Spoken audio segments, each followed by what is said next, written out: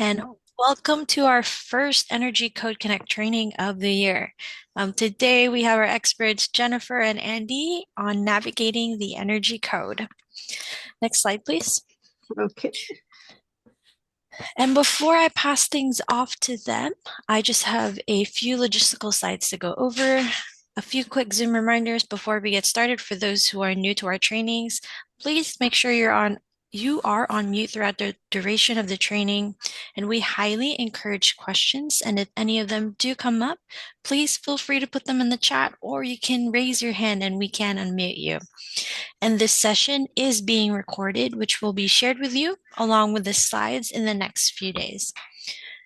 And I'll also share that with the chat shortly so that those who are joining in can also know that they have the recording and the slides. And so just a little bit about who we are. We are the Tri-County Regional Energy Network, also known as 3C-REN, and we are a collaborative partnership between San Luis Obispo, Ventura, and Santa Barbara counties. And we are funded by ratepayer dollars collected through the public goods charge found on our utility bills. And the benefit of being ratepayer funded is that there's no cost to those we serve, and those dollars go back into our region. Next slide, please. And so 3C-REN currently offers three services. We have our incentive programs, we have our trainings, and we also have technical assistance. This course today is brought to you by our Energy Code Connect program. And if you'd like to learn more about our other services, feel free to visit our website at 3c-ren.org. And with that, I'll press record. And I already pressed record. And I'll pass things off to Andy to get us started. Great. Thank you so much, everyone. We've got 40-ish folks plus on the call, and so we're delighted to have you here. Jennifer and I are with Inbalance Green Consulting. We're architects, but as a firm, we do building consulting, energy performance modeling, and a lot of code compliance for both Cal Green and the Energy Code. And we're a proud partner with 3C-REN to be able to provide training. So our learning objectives today are here on the screen, and if you registered with your AIA or ICC number, you'll automatically get those credits to you. The course is being recorded, and you'll get the slides afterwards. So if any of the slides seem a little bit dense, don't worry, you'll get the recording. So our agenda for today, we're going to kind of give a brief historical context of the Energy Code and how it is set up. Then we'll take a little bit of a deeper dive with some examples of how to navigate that code and a few tips for implementation and a bunch of resources as well. So Jennifer and I will be going back and forth, and we'll be monitoring the chat. If you have any questions, just put them in the chat. If they're quick, I'll go ahead and pull them out for discussion in the moment, or we'll have time at the end as well. So with that, I'll turn it over to Jennifer. Thanks, Andy. I'm going to start off with a little bit of the history of the Energy Code and just kind of give us a context. And then this course, Navigating the Energy Code, is really kind of focused on where you can find all the resources and what resources are available with a couple of examples. And then I don't think at the end we'll let you in on the courses that are coming up through 3C-REN, but we're doing a number of them that will dive in deeper to the code language for the 2025 code. So just kind of put a pin in that because that'll be coming up. A lot of us, if you're my age, older, a little younger, maybe you might remember the oil embargo of the 1970s. And so that had created a huge national energy crisis. And during that time, our president, Jimmy Carter, and also in conjunction with other officials, we started looking at how much energy does our country use. And California specifically looked at what California can do to save the state money and resources by not wasting our efforts to create energy for our buildings and for the rest of our environment, and to do it without efficiency. So in the 70s and through the 80s, efficiency was important. So California adopted legislation that said that California needs to have a plan for our energy future, but also to show that the measures that would take effect in that efficiency plan would actually save Californians money. So it had to be cost effective.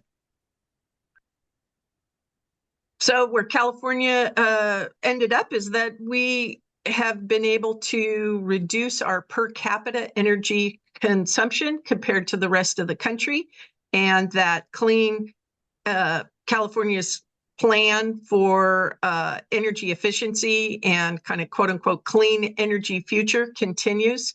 And California is looking at how we produce our energy, how we fuel our transportation, and how our buildings can contribute to a cleaner air quality, and not have to build new power plants to fossil fuel power plants to fuel or to, energize our electric grid.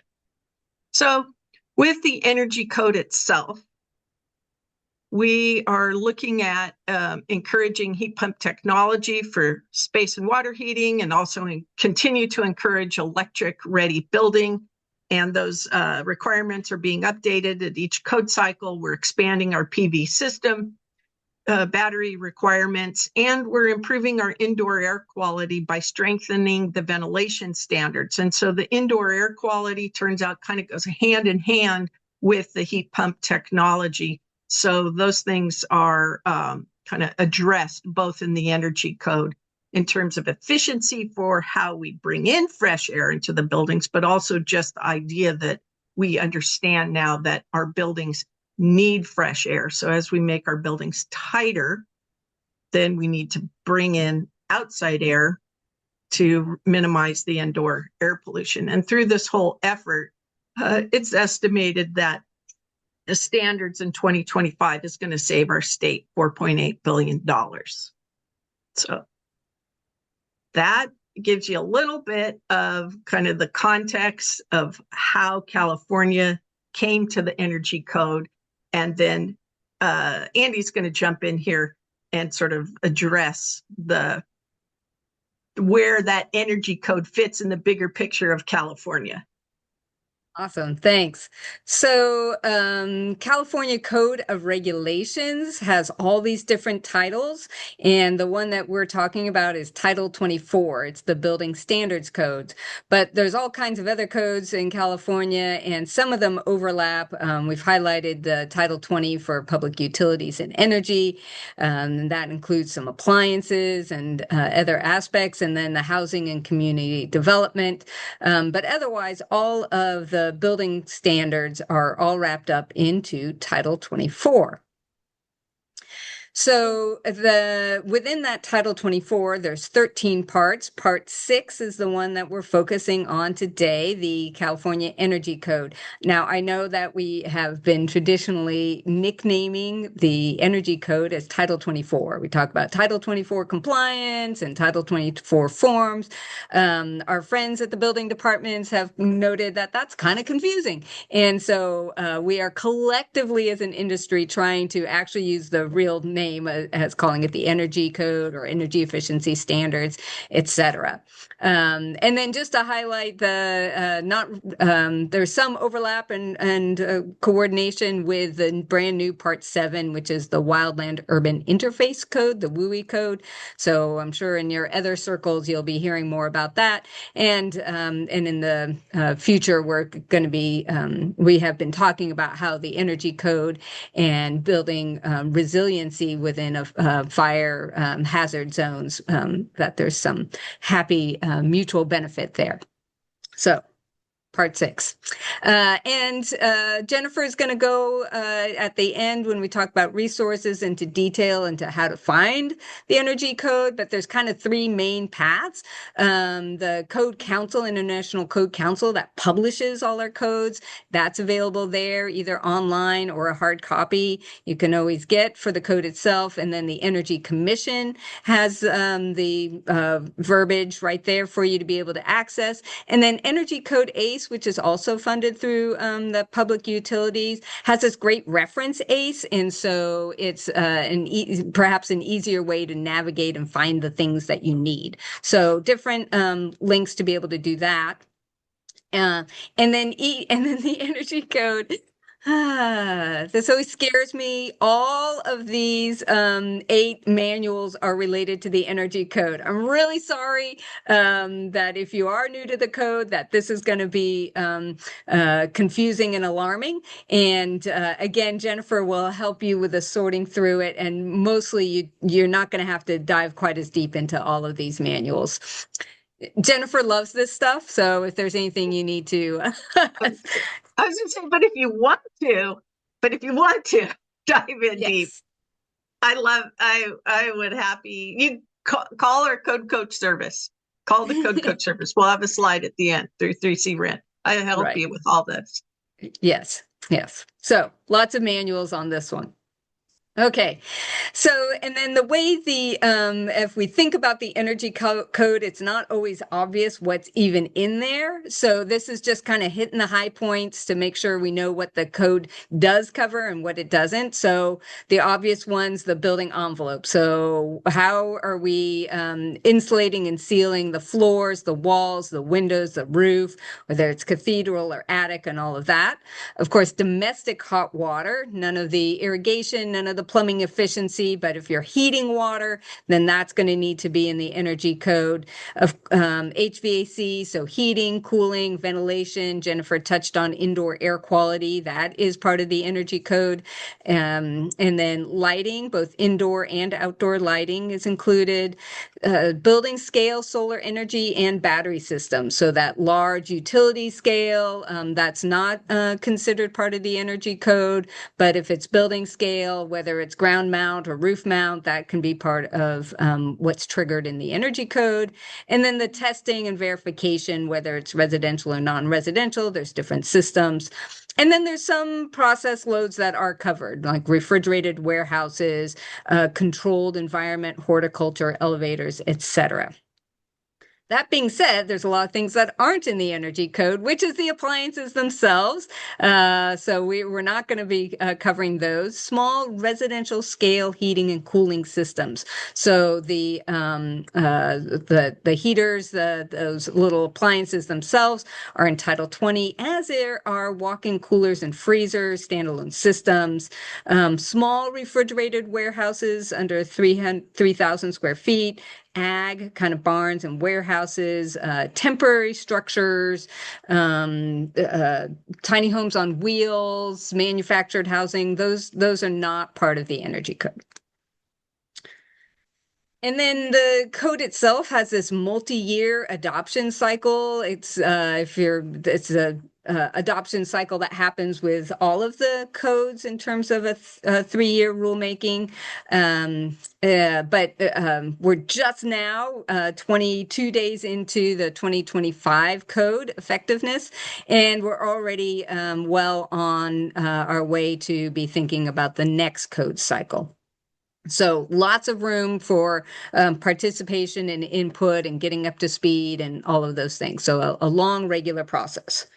With an exception, is that the state is concerned about housing and that perhaps the Energy Code was putting a strain on with all the updates every 3 years, that it's maybe limiting housing growth. So AB 130 was passed last year, and it basically puts a pause on parts of the 2028 code cycle. Only on residential. So the code that we just started 22 days ago is going to take effect, is going to be in effect for 6 years. And then we'll jump in potentially for the 2031 code. Non-residential standards are going to stay the same throughout. Now, whether or not there's actually a 2028 code that has some updates, that's where it's still being explored. Depends on the substance and breadth if we're going to call it a 2028 code or just have some changes. Because there are a few exceptions to this. So one is a note that this is all our occupancies, including multifamily, single-family townhomes, et cetera. There was a Building Standards Commission guidance memo on that. So no substantive changes, but administrative clarifications are acceptable. And then no new local reach code. So if you already have one, you can go ahead and adapt it to carry it over to the new code, or if it was buried or if it was clearly called out in a city's general plan, then you can have that reach code. But otherwise, it's really just the state fire marshal, fire safety things that can get in there, alignment with national model codes, and then administrative clarifications. So we're taking this opportunity to really nail the current code and make sure we're all implementing it to a T. And with that, I'll let Jennifer come back in with getting into the nitty-gritty of navigating this code. Okay, for Title 24, Part 6, the Energy Code, just before you even begin to dive into the code, there's three terms that are really important as you go through the code, and one of them is understanding what is meant by a mandatory requirement. And so that's an energy efficiency measure that's applicable to all the projects. And there's high-level mandatory measures that are applicable to all occupancy types, and then some that are within each of these occupancy types that are subchapters. And then there's a prescriptive component package approach, which means that in addition to those mandatory requirements, the project, the building, would basically follow a checklist of all the prescriptively required components, and that checklist is followed essentially like following a recipe. You follow everything in the recipe exactly. You've made the recipe, you did it. That's the prescriptive approach. Now that prescriptive approach becomes a baseline for a computer performance energy model. And so with that performance method energy model, you can compare a proposed design to your now standard design, which is based on that prescriptive package. And you can trade off certain energy efficiency features. So for example, and we'll go through an example with walls, but if you opt to use a wall that is a little less energy efficient than, say, the prescriptive component package, that's allowable under the computer performance method, because then you can trade it off with, say, a more energy efficient water heater, as an example, or more energy efficient roof assembly. So those three terms: mandatory, prescriptive, and performance. The other really kind of important thing to understand with the California Energy Code is that it's not one set of requirements for all of California. It's actually 16 set of requirements, with each of those being unique to a particular geographical area in California based on the microclimate of California. So if you're familiar with ASHRAE, just note that the ASHRAE for the whole United States climate zones does not correlate directly to the California climate zone. So the California climate zones are unique. And you can find this map, and you can find the the descriptions of those climate zones in one of those manuals that Andy showed in the other slide, and it's known as the reference appendices, but also you're going to see it often abbreviated JA for joint appendices. So like JA2 is the one that has our reference weather and climate data.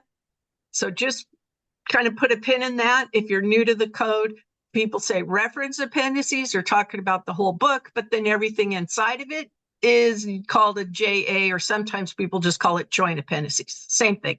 I mean, same book is what I'm saying. The other thing, the other place you could go is on the California Energy website, energy.ca.gov, and they have an easy building climate zone finder. I'll show you kind of how to navigate that to where it is in the end, but I think the easiest thing is just to do in your search engine, California Climate Zone Finder, and just go directly there.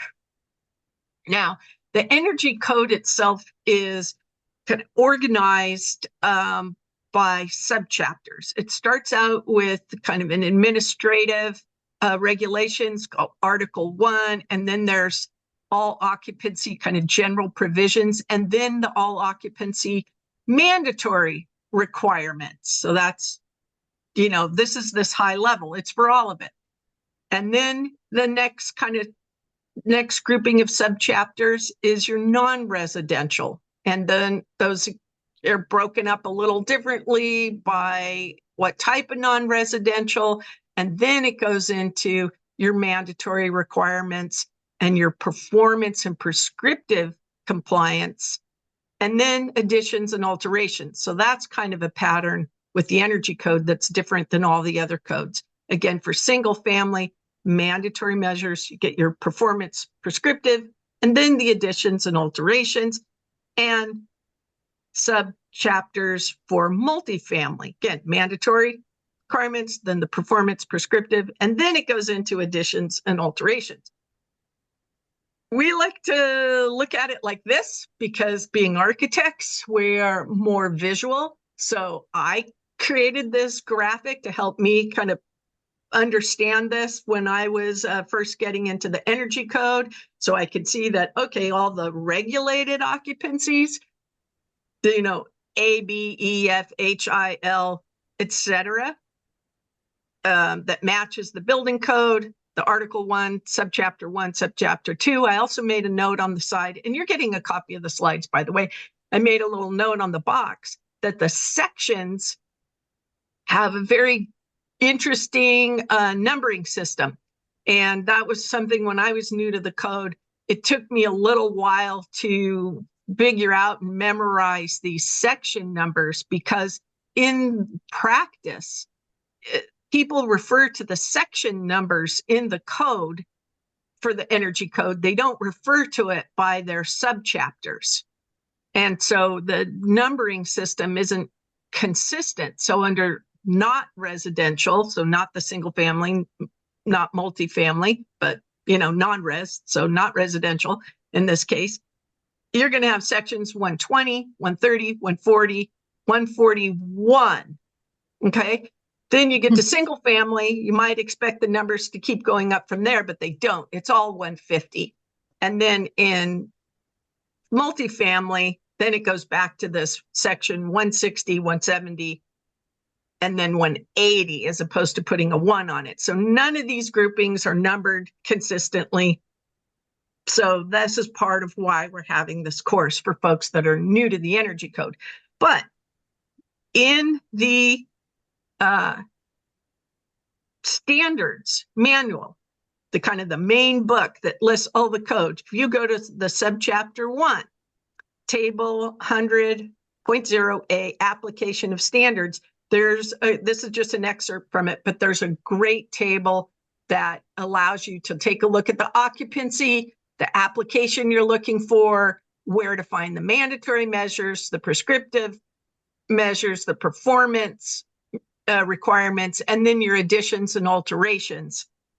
And it's worth noting that the rest of the code doesn't really refer to the subchapters from here on out. It's by these code sections. So take, for example, we're going to do a non-residential. We want to look at conditioned envelope area, and we want to know what's prescriptively required. We'd go to section 140.3. And we'll take you through kind of an example of what that could look like.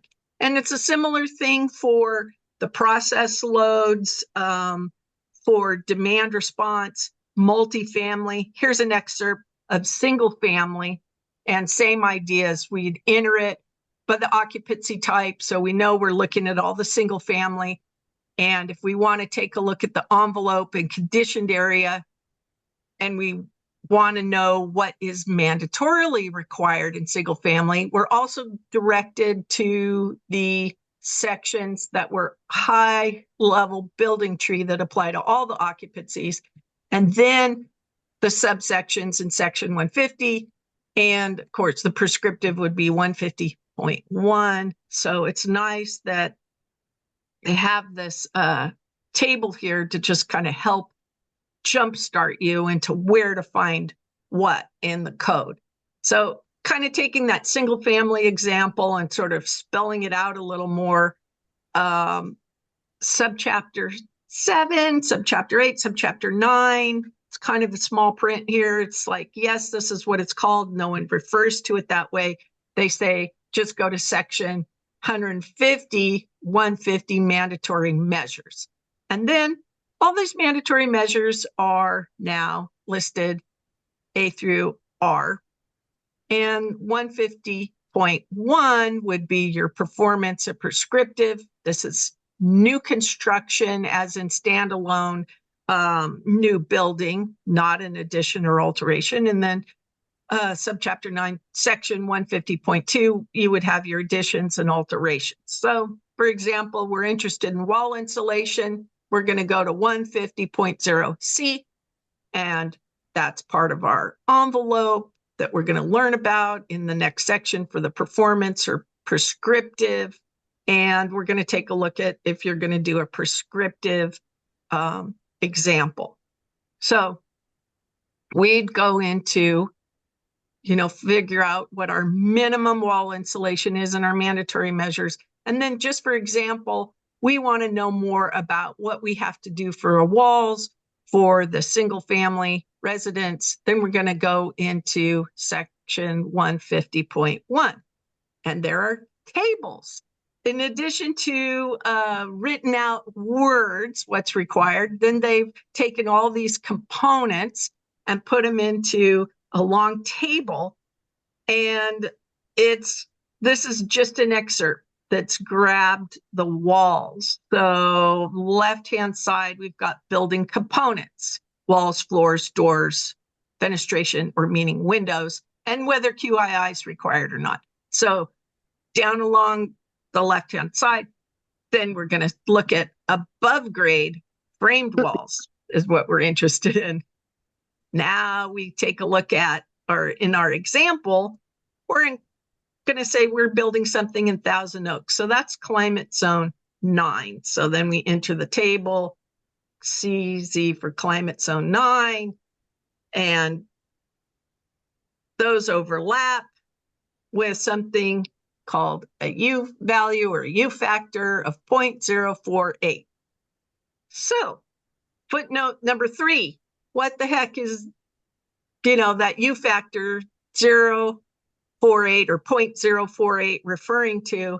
Now that's when you go back to these reference appendices, but like it's written, reference joint appendices, JA4, and then the tables. Okay. Those tables are a little kind of messy to look at, but just to illustrate this example, I put something together in a more kind of easier to read graphic format to give you an idea of just what does it mean to have a prescriptive requirement of 0.048. And I've got stud spacing at 16 inches on center, various cavity insulations, kind of cavity insulation type, some exterior insulation, and then the U factors that are associated with it. And then I got those U factors out of the reference appendices, put it into this table for you. And what you would look for is anything that is 0.048 or less, which are the bottom three items. Those would all be compliant for the prescriptive wood framed wall for a single family residence in climate zone 9, like Thousand Oaks. So you could use a 2x6 wall with either an R19, an R21, or an R23, and exterior insulation of some type, like an R5 or an R6, depending on what you did with that wall.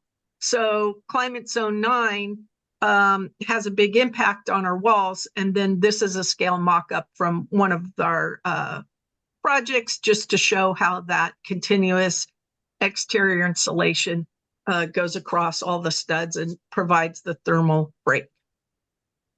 And the other manual that is available to you is the compliance manual. So that compliance manual, if you're new to the code, that manual is there to help you navigate the code, and it helps sort of decipher the code. And it also gives you like example questions that would come up in practice, and then walks you through how to answer that question. So super helpful. So the first two, the standards, the reference appendices, you kind of need those together to just use the code. And then you've got the compliance manual to go with it. Now, for a non-residential example, let's just say Jennifer? we've got it. Yeah.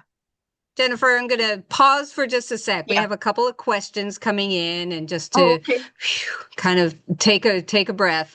So one is kind of there are a couple of kind of general questions. One is about ADUs and the state kind of pushing ADUs, and wondering a question about, are they held to the same standard, and will there be exemptions in the future? I don't think we can predict exemptions in the future. I haven't heard of any in that regard, but I think we're having a class soon about ADUs specifically, because it matters if it's a standalone ADU that's just new construction and follows just like any of the other residential examples, or if it's an addition or alteration, like either converting an attached garage or attached to the home as an addition, then it falls under additions and alterations. Is that kind of the general summary about the ADU? Correct. Yeah. Correct. Yes, Andy, spot on. And then those requirements are different. And with the ADUs or any addition, if it's an addition to an existing home, there's exemptions for new walls that perfectly line up with the old walls, so that you can still make your house look like it all goes together. So there are, there's those things, but it's nuanced. Right. Good. It's nuanced. And yeah. And then, the requirements really depend on your climate zone. Really depends, because it varies. So, like this non-residential example, just to give you an idea of, kind of a big difference in climate zone, I'll walk you through that. And also there's a big difference in whether the whether the wall is made out of wood or metal studs. And it's true for the residential and multifamily part of the code. Good. And then just, sorry, I'm just going to keep with the interruptions for another moment. Somebody's asking about like SIPs, structural insulated panels.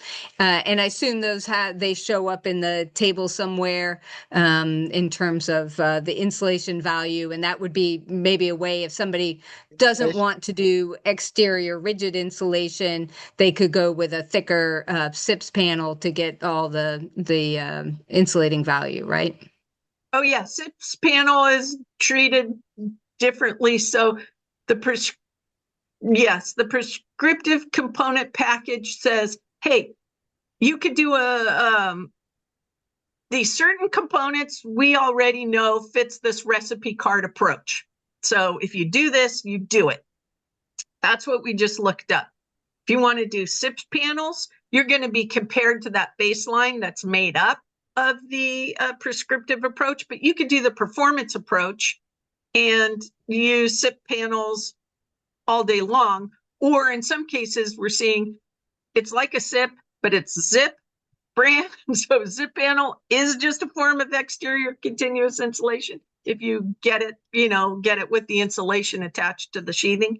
So there's a lot of ways to kind of mix and match it.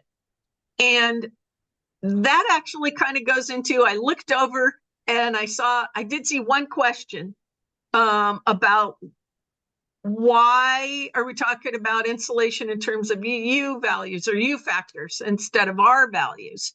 And it's because the way the code was set up, and we're talking the U factor or U value is a measurement of heat transfer through an assembly. And so it was almost impossible to dictate how all the various ways you could build something. But the thinking is that if that whole assembly was tested and we can have a measurement of heat transfer through that assembly, then if it meets that requirement, it meets the requirement. You can build it any way you want, as long as it meets that requirement. And so that's how, that's kind of how that came about. And then we realized, okay, well, concrete performs so much differently than like an assembly that's comprised of parts and pieces and put together. So there is a different kind of U factor baseline for concrete assembly that's different than like a wood stud or metal stud assembly. So they've parsed it all out by each of those ways of building. SIPS panels has its own charts, but then the whole idea is that every one of these was shown to meet certain overall heat transfer requirements. I hope that answers the question, but that's kind of how the background on the energy code is. Really a lot of building science in it. And that's actually why I got so interested in this, because I had a background. First, I was studying applied mathematics, and then I wanted to learn about architecture. So then when I learned about building science and energy use in architecture, I got excited. And then that's what I do now. But anyway, what I try to do for you guys is to kind of take those U factors in some ways and translate it or help architects understand what the requirement is based on the heat transfer, calculations for a whole year worth of energy. Right. But I agree that it is, it's not intuitive like our values are, but it makes me think that maybe we should put together a little cheat sheet of some of those key assemblies so we can start to have a U factor translate in our brains as kind of placeholders for specific assemblies, just like we intuitively know our values now. So we'll work on that. Good idea. Yeah, and that's what I tried to do here for non-res. Right, with the ones. So this is updated for the 2025 code. And let's just say in this example, you're trying to figure out if you should do metal stud walls or wood stud walls and what the implication is of that decision. There's cost implication, there's constructability, there's carbon, there's all kinds of reasons why you might want to compare those two. But to understand the full picture, it turns out that there's a different kind of U factor requirement difference for a metal framed wall versus a wood framed wall. So notice on the metal framed wall, the U factor is actually smaller. So it would theoretically have less heat transfer. The reason for that is because in practice, they could see that even if your heat transfer through the whole wall, including the heat transfer through the metal studs, then through the part that doesn't have metal stud, it turns out that even though you could average a good U factor, the amount of other detrimental impacts of the heat transfer directly at the metal stud was such that continuous insulation is a requirement. So the U factors dropped, and then here's an example. If you want to do a metal stud, you could do a 2x6 metal stud with R19 cavity, but you'd have an R12 continuous insulation. Or if you did a wood stud, 2x4, you could have R15 in there in your commercial building and be done. So Climate Zone 5 has this big difference. But take a look at, if you were in Climate Zone 4, 9, or 16, so we're back to Climate Zone 9, for example. Now, even for your wood stud, you'd go up to a 2x6 with R19, and you'd have an R5 continuous insulation. But if you're in really mild Climate Zone 6 or 7, then your 2x4 stud with an R13, you're good. So it really makes kind of a big difference. And that's why the first thing you want to do is figure out what climate zone your building is in. That's like one of the first things you're going to do to understand the energy code. Now, with the performance method, you don't have to follow the recipe card. You can do trade-offs. So here's an example of the results that we recently worked on for a high-rise multifamily project under the 2025 code. And if you're used to looking at the reports, you might notice that the metric is different.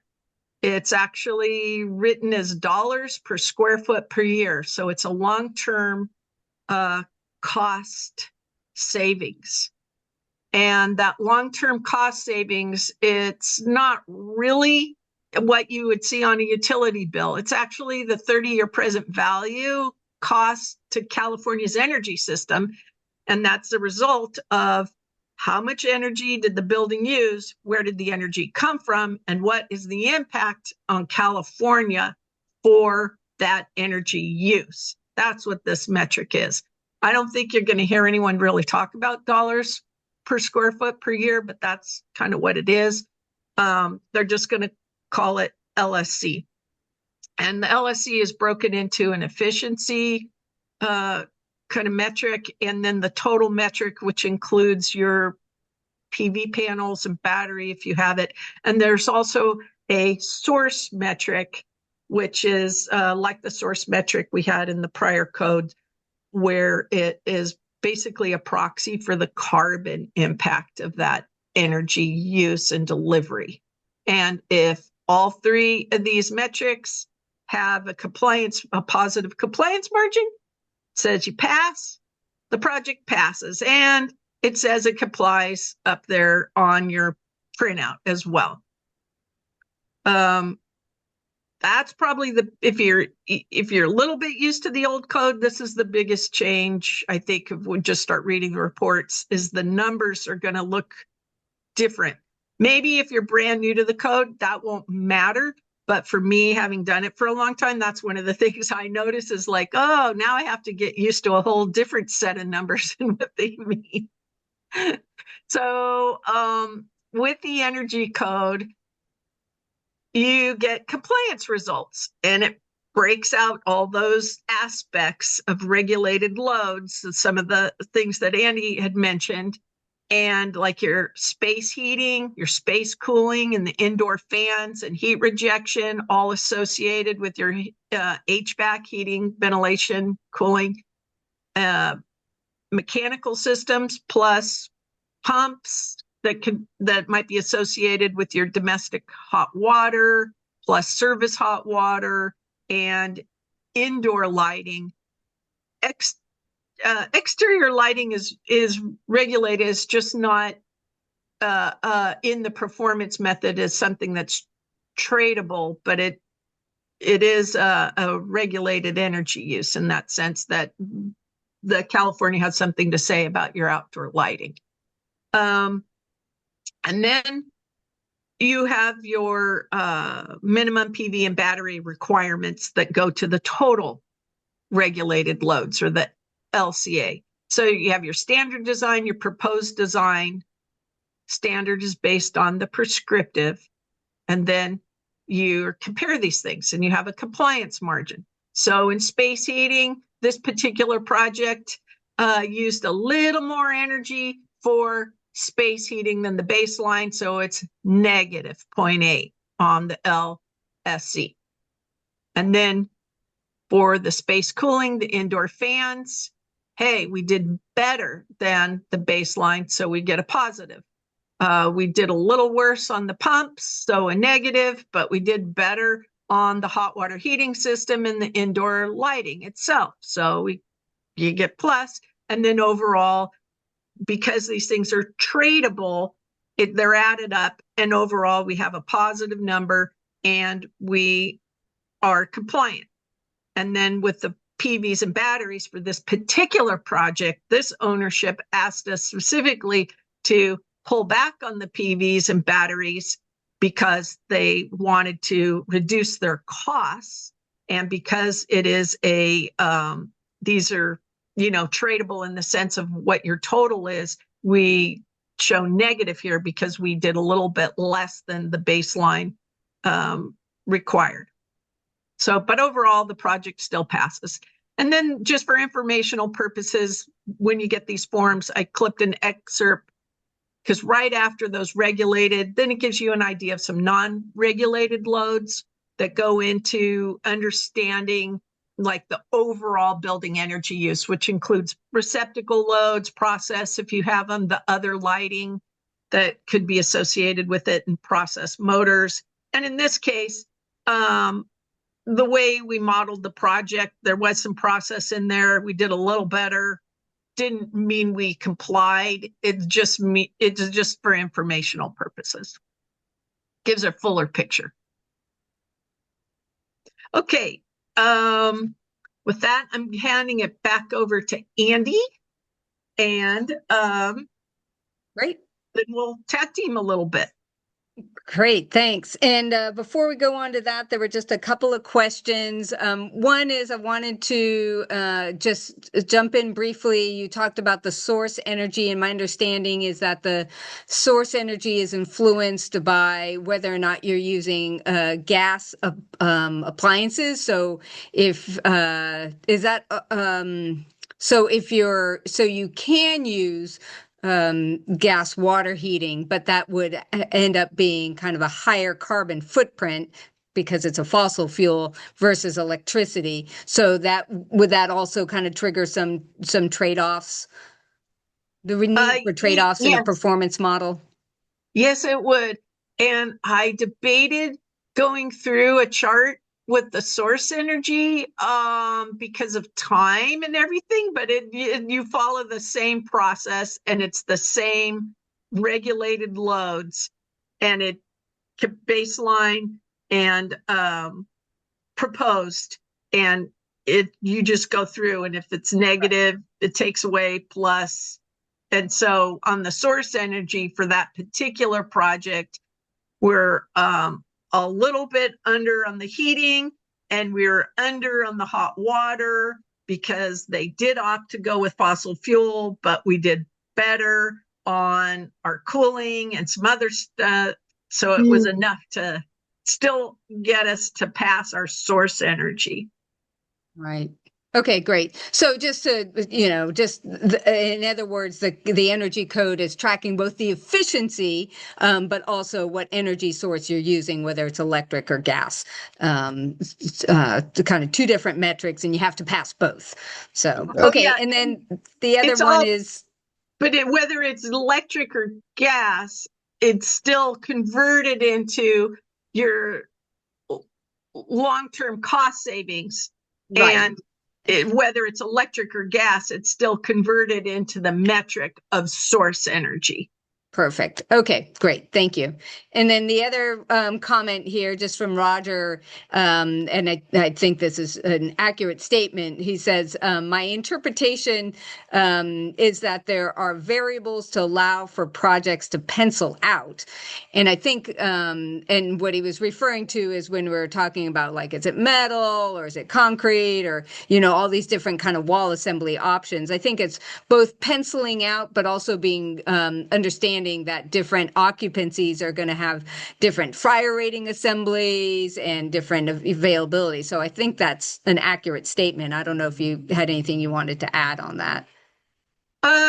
Yeah, actually interesting, because that same high-rise project we were talking about, when we worked with the design team, it turns out that it worked out better for them to do metal.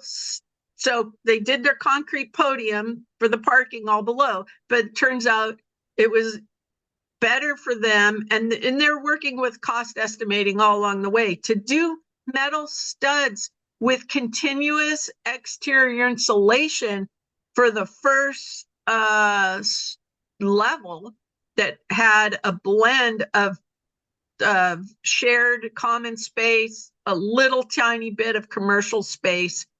And then after either one or two levels, then it switched to a wood stud without continuous exterior insulation.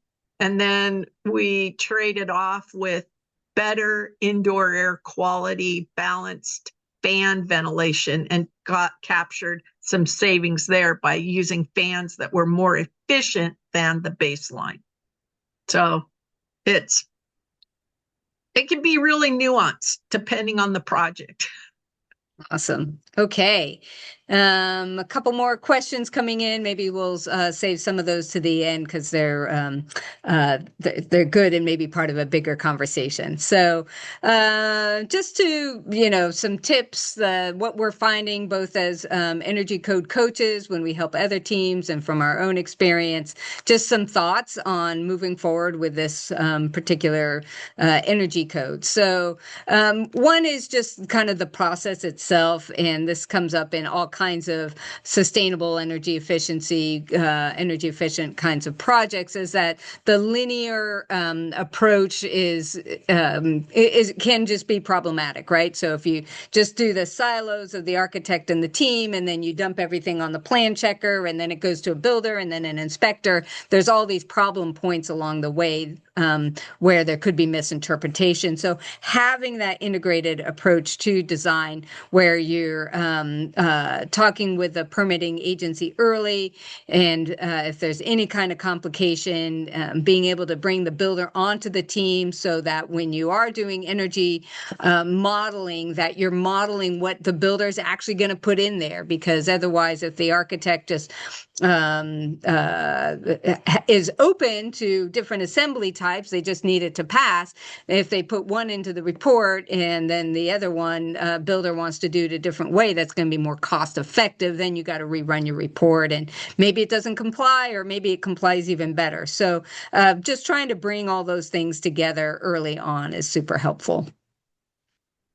And within that design and construction and plugging things in, we have this kind of circle of accountability. It lines up with building commissioning, with a lot of design factors, but in this case, with the Energy Code itself, what are the owner's goals for? Do they just want passing? Do they want certain efficiency, cost performance, return on investment, any of those types of things? And then putting together the architect and the team responding to that, and evaluating the standards to be able to come up with the assemblies, both with the Energy Code and CalGreen as well, making sure that the plans and specs reflect that decision.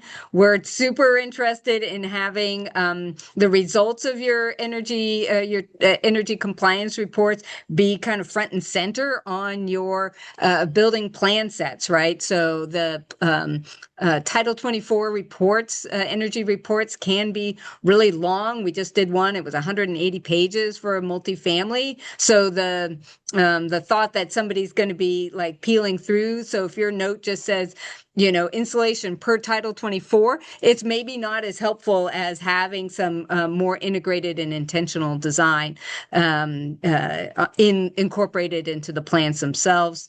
And then as it goes into construction, you're going to be wanting to have those conversations with the contractor again early. They'll tell you the same things. Please bring them in.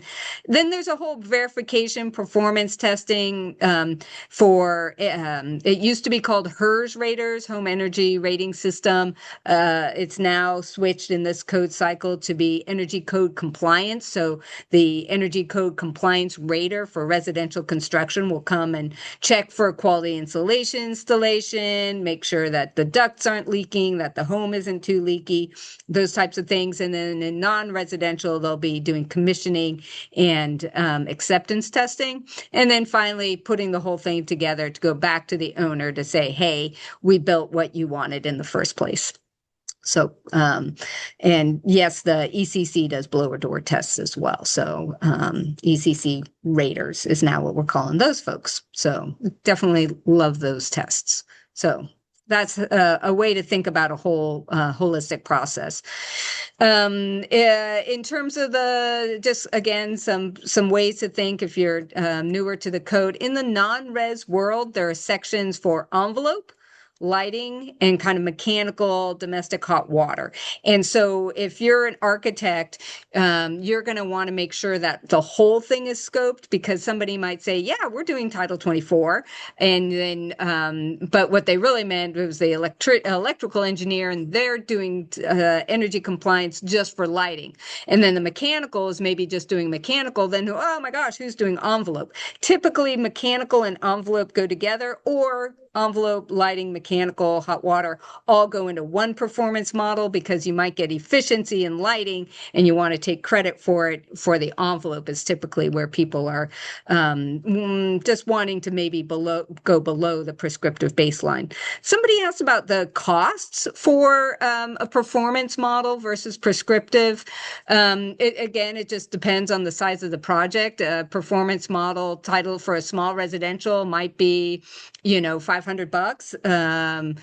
$1,200 if you're trying to do a few rounds and get some good feedback. But of course, if you're doing, a big multi-story commercial building, it's going to be in the thousands of dollars, right? Because it's integrated into your whole mechanical design. So I would say, unless it's a very small project where you're going to do the prescriptive forms, like a window replacement or, a small addition or something, you might be able to just do the prescriptive forms yourself. Otherwise, most folks are doing the performance model. And you want to have a certified energy analyst doing that model for you. And there's training and exams and continuing education and all those things. It could be an independent firm, or it could be part of the engineering team. That Title 24 report does need to be part of your building permit submission, as sometimes they won't accept it at the front counter. They won't even intake a set that doesn't have the energy compliance forms on it. And then just keep track and make sure that the contractor knows what's going to be required in terms of verification. A lot of times that HERS, now ECC testing, the contractors at the very end trying to get final sign off, and the inspector says, hey, you need HERS for quality insulation installation, and that insulation's already been covered up by drywall. So then you're stuck. So just make sure that there's clear communication all the way through. We talk to HERS raters. They're our friends and they tell us the story. So, and then just in terms of, again, that process, another way to think about it, design submittal in the non-res, you're going to have that report, the construction, acceptance testing, commissioning is required by the energy code, and there's forms that go with that. Full commissioning for 10,000 square feet and over, design review elements for less than that, and then final sign off. But in the residential world, single family and low-rise multifamily has a similar process, but for a single family residential, there's these CF1R, 2R, 3R forms. It goes through a registry. We can talk about that more if somebody has questions, but it's basically a cloud-based monitoring through a program called Cheers. And so everybody is signing off, uploading and signing off as the project progresses through construction and final sign off. Anything you want to add on that, Jennifer, to cover that okay? No, that's great. And then the low-rise multifamily has a similar process, and they have their LM for the low-rise LMF multifamily. Oh, I think it's LMCC, LMCI forms, and it follows the same process as the residential. Great, thanks. And so as we're kind of wrapping up the tips for implementation here, just one is California is going all electric. So although there's there have been some exceptions as it progressed in different climate zones and availability, but with the cost effectiveness of heat pumps at this point, really all of our in all climate zones now, correct me if I'm wrong, Jennifer, the heat pump water heater is your baseline, prescriptive baseline that you're going to be compared against. There's there's very few applications where electric resistance is going to be able to pass, with some exceptions for a very small home residential projects. What's that? Yeah, very small residential additions, like 500 square feet or less has. Right. Yeah. But otherwise, right. You might be able to in like that high-rise multifamily that we were giving as an example. They are doing a gas boiler because it is really efficient. But they did take a bit of a penalty. So a heat pump water heater would have been easier to pass with, but for them they opted to make the trade-off. But in that case, they're still designing for all electric in the future, right? So they still had to design a heat pump water heater system and have electric load to be able to support that in the future. So there was kind of a question about, gas or electric. So that's kind of one component. In general, we're trying for all electric, nearly all electric. So some people still opt to, do a gas cooktop or a gas grill. Those things aren't regulated in the energy code anyway. So existing buildings kind of is a little bit more incremental than new construction. New construction in general, we find folks just opting for all electric because it's cost effective.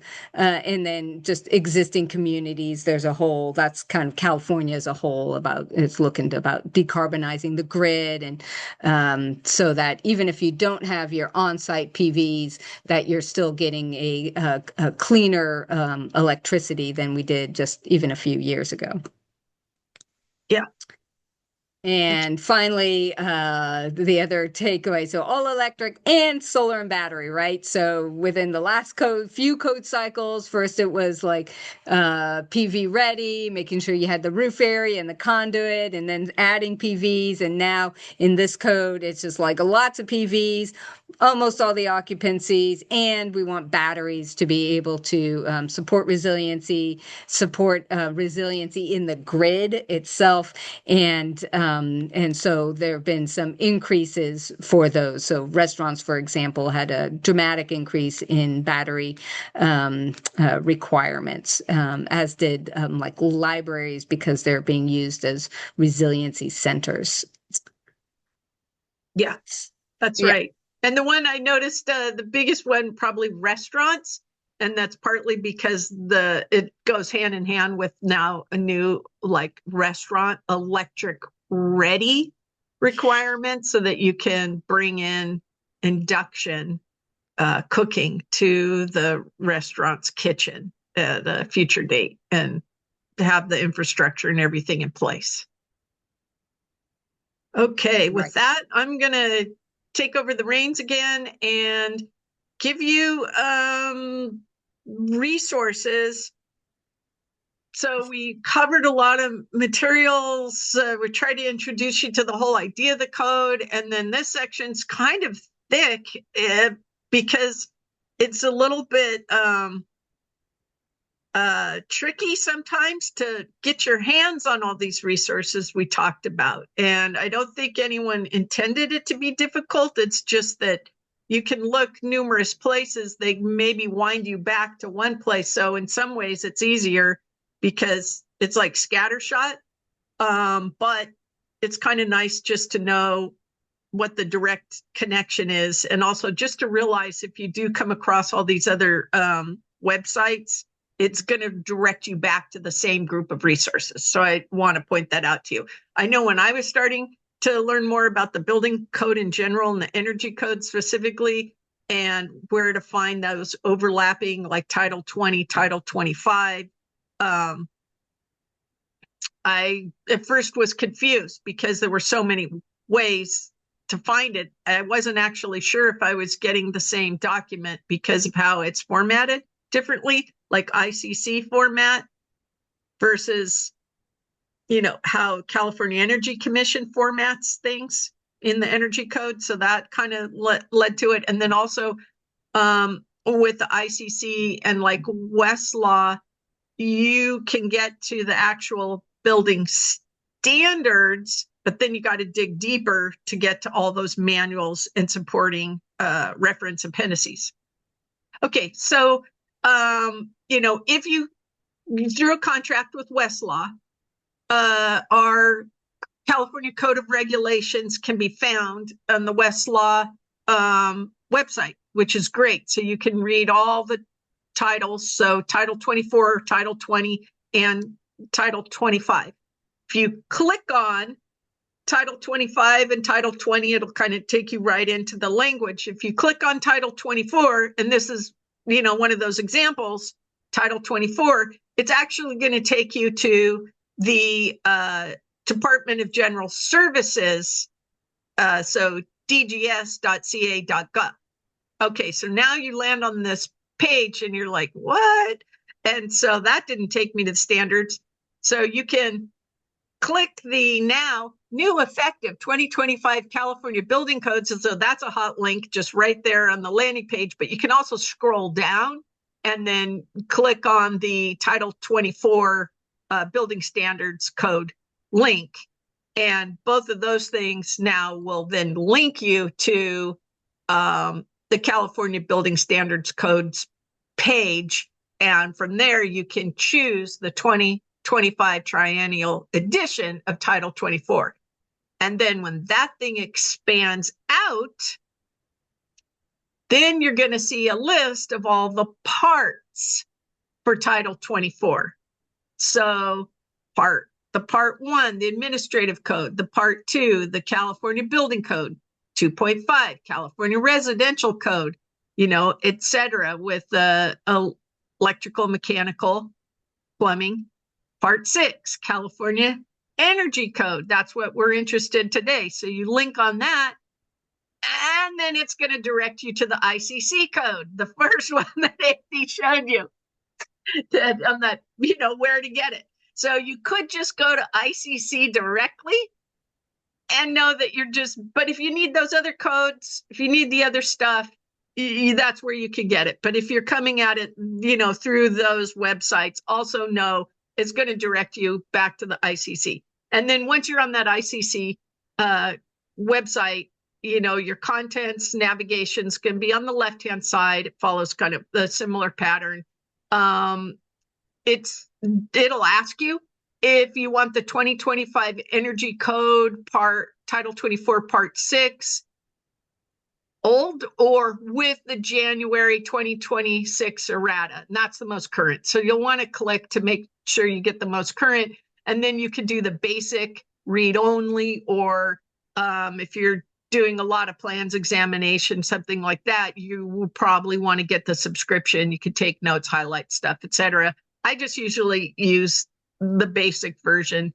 But one thing I do like about what they did, and this is still true for the basic version, is if you're really trying to get a handle on what was in the 2022 code, to understand what folks are talking about or referring to, and now what's in the 2025 code. I appreciate that they put red for the new language for the changes in the 2025 code. And then I just went back to the 2022 code and screen captured a similar excerpt just so you could see that L occupancy type wasn't regulated until 2025. So L for laboratory.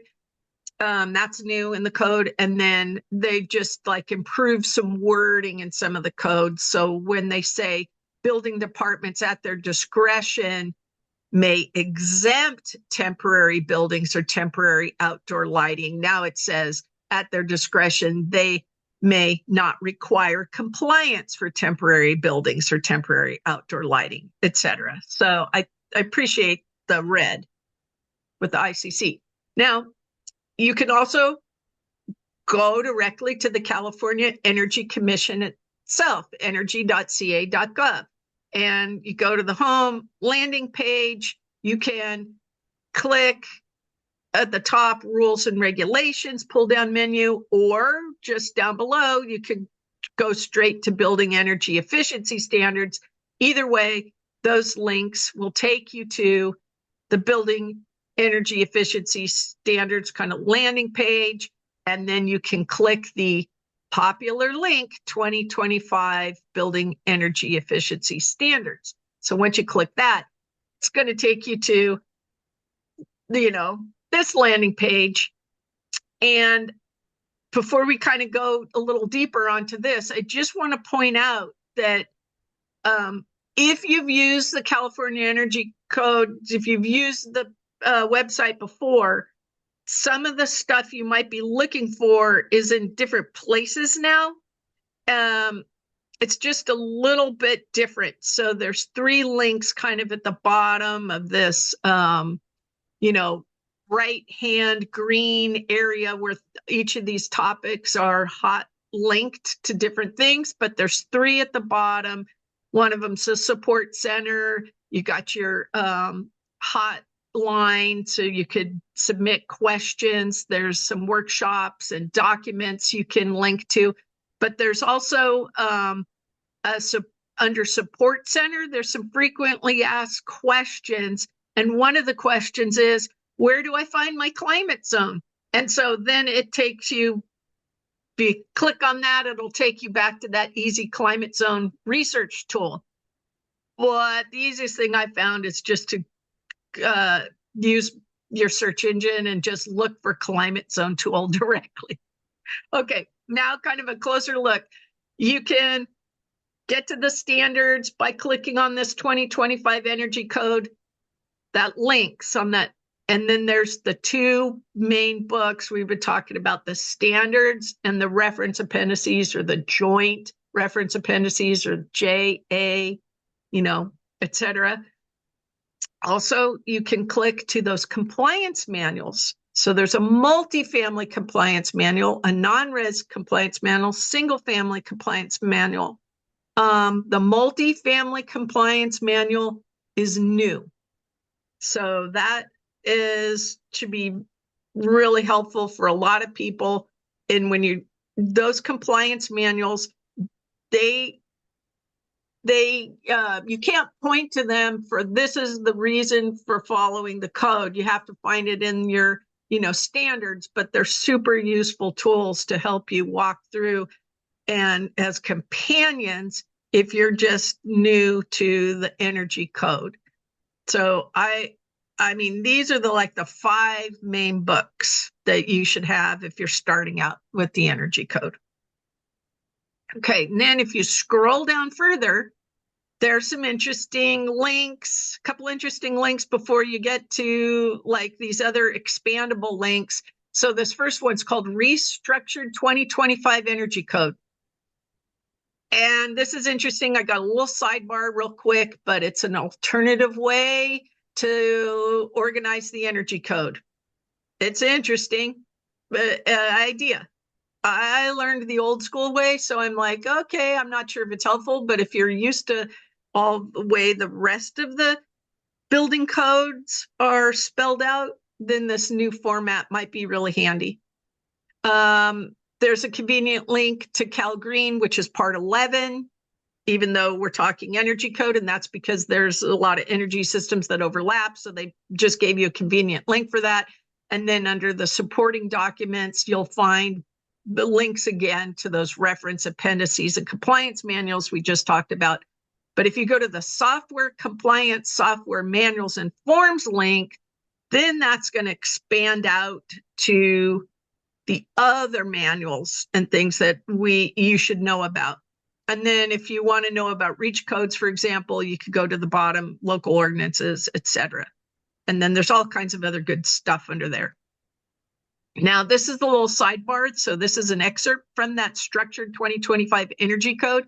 Kind of the main takeaway here is many people for years who do this work have always wondered and been baffled why the energy code has been organized by occupancy types instead of by, kind of topics of building systems. So now someone took number of people took the time, amazing effort to take all of the current 2025 code and reorganize it in this way with new section numbers. They have the real section numbers in there too, and then hot linked these things back and forth to each other. So the idea is, for example, if you have subchapter 3 envelope, then now your section headings are going to be 300, 301, 302, 303, because that makes sense to have the 300s go with subchapter 3. And then it goes in the order of your mandatory requirements, non-res, single family, multifamily. So you still have to end up with occupancy differentiation, but at least everything you want to know about envelope is all in the 300s, for example. So interesting idea. And the link is there so you can check it out. If you now open that software compliance software manuals forms link, that's where you're going to be able to actually download the acceptable approved software to use for your modeling. This is where you can get the 2 manuals that address how the calculations are done in the performance method. One for single family, the other non-res multifamily. There's more information on those data registries for the ECC providers, formerly HERS providers, for meeting those joint appendices 7 requirements. And then there's forms. And put a pin in this, we'll kind of come back to this idea, but this gives you, these links will let you look at the forms, but in most cases, the forms aren't usable. A couple of them are, but most of them, it's just for information, but you can see them and understand what the forms are going to look like for Title 24 compliance, and it lists them all out. And then some of the forms are actually going to redirect you to Energy Code ACE for the virtual code compliance menu, which I'll show you on the next slide. But when you get to Energy Code ACE, you can either click that forms up at the top or expand out the buildings tab up at the top, and then it can take you to the 2025 reference ACE, which is the other way to take a look at the Title 24 standards. They don't have the reference appendices in there yet. Not all of them, just one of them. And it's searchable and things link back and forth. So very convenient way to look at the energy code. And then there's all kinds of fact sheets, trigger sheets, links. You can sort it by year. So they're currently working on getting more up and ready for 2025.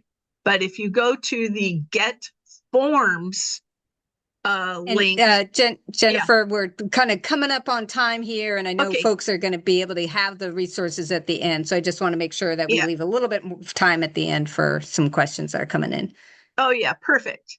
Yeah, so then you get to the get forms link, and then this is, for example, non-res certificates. Then this is where you get into a lot of those prescriptive forms that, maybe not applicable to what Andy was answering for single family, but in the non-res world, yeah, we do a lot of prescriptive forms, and this is how we do it. And you can go to the virtual compliance manager and you can fill all this stuff online, and it just kind of highlights, hey, the PDF no longer available. You need to use the virtual assistance compliance manager here.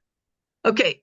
And then in the end, it'll produce that for you. And then for Cheers, for the residential, low-rise residential, they do have, click Get Started. And if you're energy consultant architect, scroll to that and then do the register now. And then you can get on to Cheers. And there's also a number of resources that are helpful in the resource section. And for 2025, I point this out because we do get a bunch of questions from people wondering if they have to comply with the energy code if they have a manufactured home. And it depends on what they mean by that, because if it's manufactured like a mobile home, you're going to click on a different section.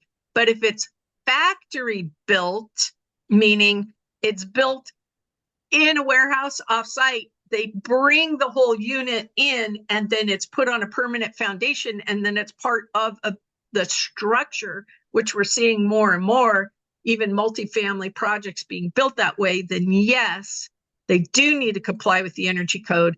There's a handbook that is linked, and within the handbook, inside the handbook, there's a table that really spells out which part of the building code, Title 24, it has to comply with. Part 6, Part 11 is required.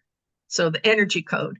And then there's a great brochure, threefold, that's available for download that just highlights a lot of those things. California Energy Site, really want to geek out, there's a newsletter that I like. If you're new to the code and that's what you want to get into, I recommend going to this and keeping up on their newsletter. They got great, short, quick read. And if you have lots of questions, Energy Code Coach service is available to you. We are code coaches through 3C Ren, and we are happy to answer your questions. Then Janica, I think, is going to tell you a little bit about a couple upcoming courses, and then we should have a few minutes for questions. Yes, I will make this quick so we have more questions that can be addressed at the end. So as we wrap up, I just launched a survey. Please fill that out. Let us know what your thoughts are and what courses we should offer in the future, and any feedback as well.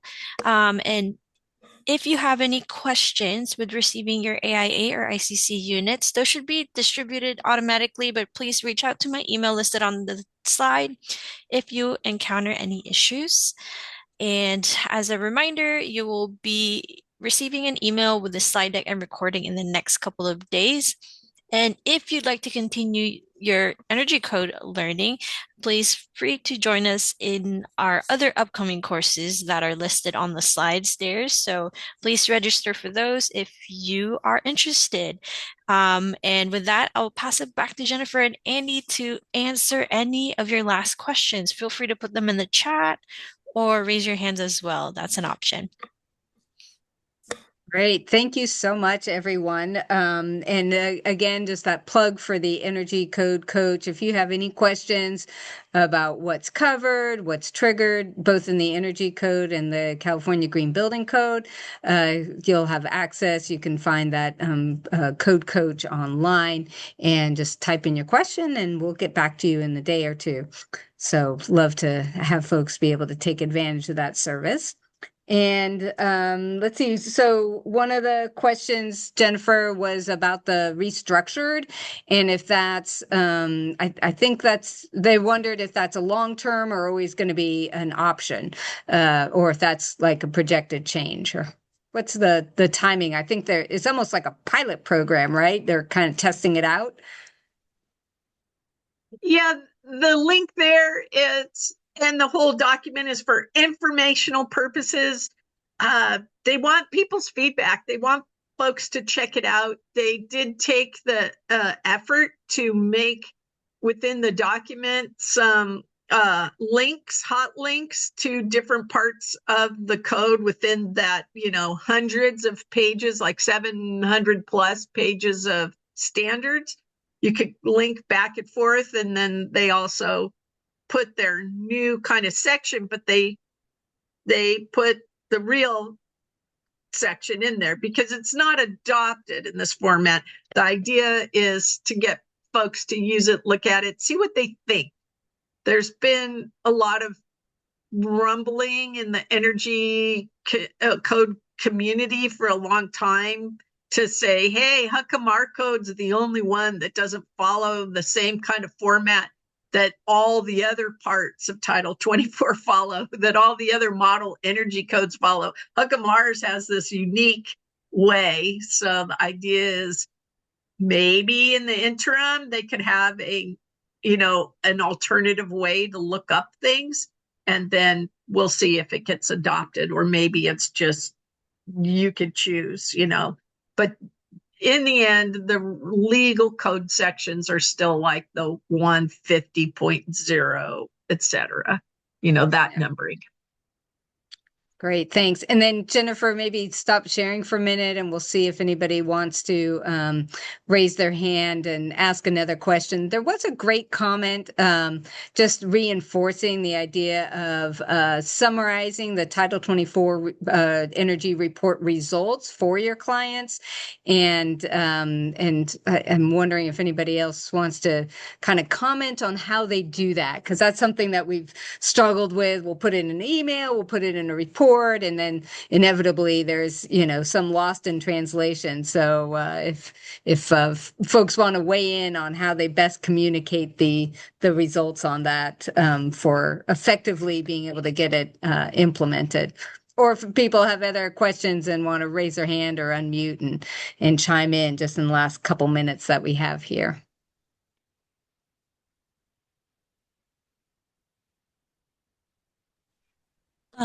I can share with my experience working on energy consulting in the past, but basically at the beginning of the project, we give our architect like a list of like prescriptive envelope, like based on the climate zone and based on their occupancy or building type.